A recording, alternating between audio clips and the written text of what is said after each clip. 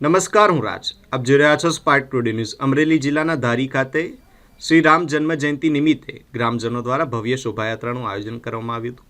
જય શ્રી રામના ગુંજતા નારાઓ સાથે સમગ્ર ધારી ગામ ભક્તિમય વાતાવરણમાં રંગાઈ ગયું હતું.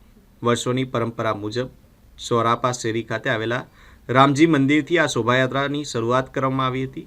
ડીજે, ઢોલ નગારા, રથ બગી સહિતના સાજિંદા વાજિંદા સાથે આ ભવ્ય શોભાયાત્રા ધારી ગામના વિવિધ માર્ગો પરથી પસાર થઈ હતી.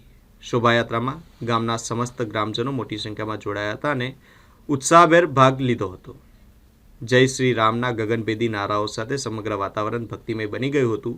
આ દરમિયાન ધારી પોલીસ વિભાગ દ્વારા પણ પૂરતો પોલીસ બંદોબસ્ત ગોઠવવામાં આવ્યો હતો, જેથી કાર્યક્રમ શાંતિપૂર્ણ માહોલમાં પૂર્ણ થાય.